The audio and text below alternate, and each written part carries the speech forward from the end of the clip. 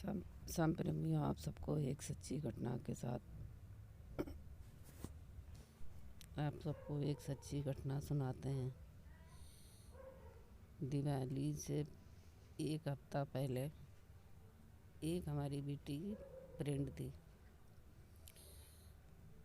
तो एकाएक प्रेमियों उसके पापा की हालत बहुत ख़राब हो गई।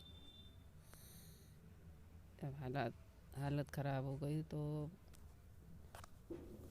वो फ्रेंड जो थी हमारी बेटी और उसकी फ्रेंड स्कूल में पढ़ा करती थी। स्कूल में पढ़ा करती थी तो ये दोनों स्कूल गई।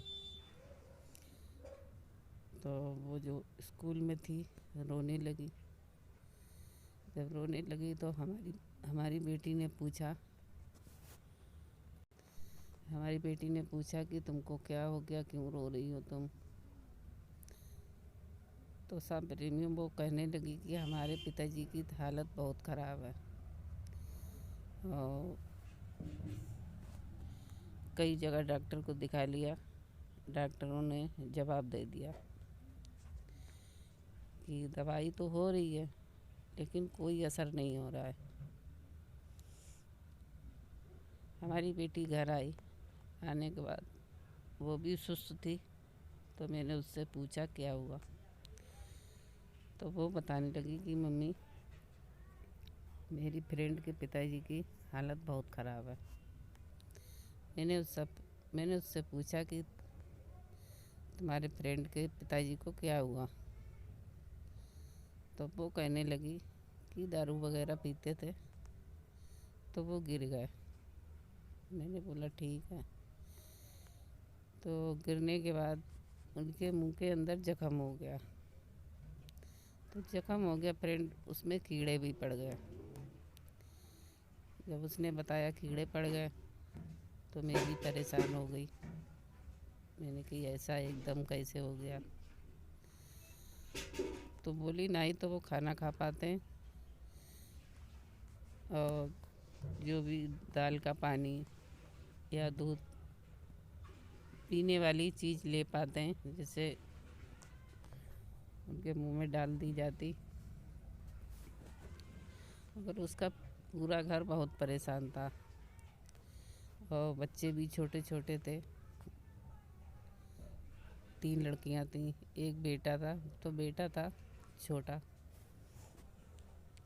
और लड़की एक बड़ी थी, बाकी बच्चे छोटे थे। शादीशुदा एक भी नहीं थे, शादी किसी की भी नहीं हुई थी। दूसरे दिन फिर वो स्कूल गई। जब स्कूल गई तो वो लड़की बहुत परेशान थी। रोज़ स्कूल में लंच लाया करती थी, वो भी नहीं लेके आई।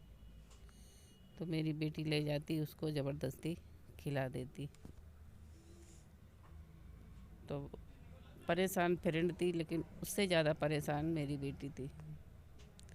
तो वो उसका पूरा हाल जब स्कूल आती तो हमको बताती। मैं भी शाम प्रेमियों सुनते सुनते मैं भी परेशान हो गई कि सामने वाले का दुख बहुत ज़्यादा है और मैं ऐसा क्या करूं जो इसकी मैं मदद कर सकूं।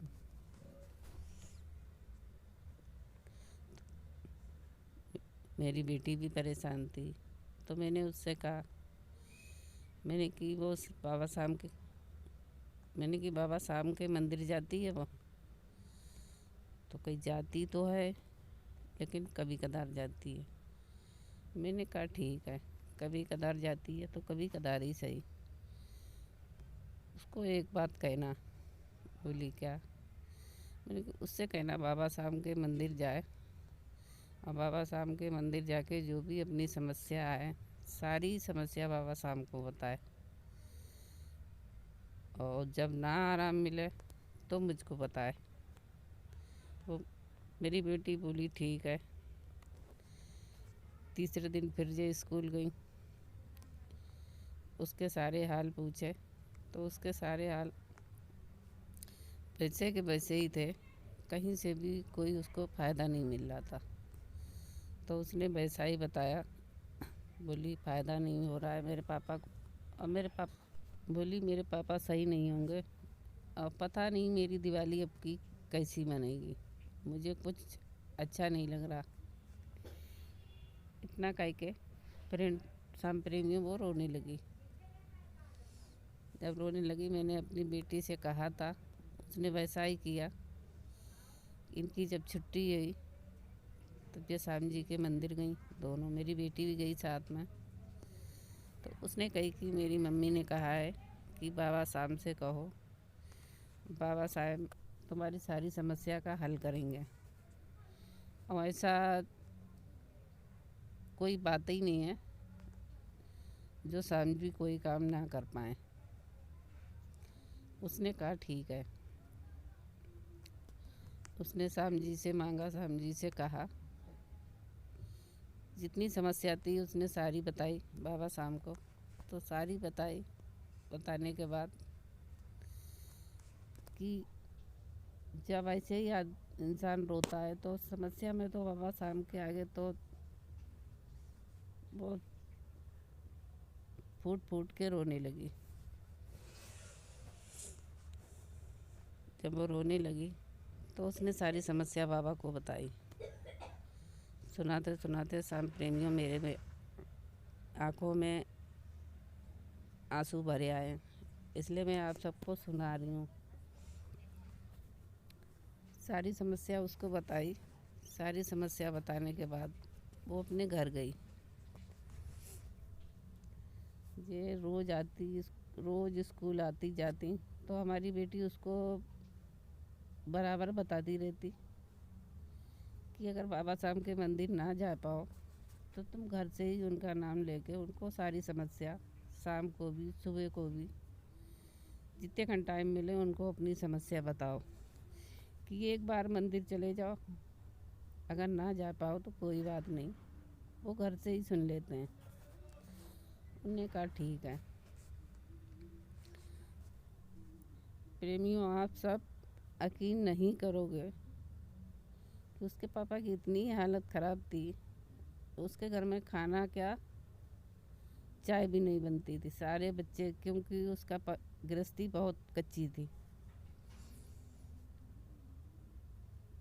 उसने बाबा शाम से जय श्री श्याम। शाम प्रेमी में वीडियो ख़त्म हो गई, यहीं से ख़त्म करती हूँ।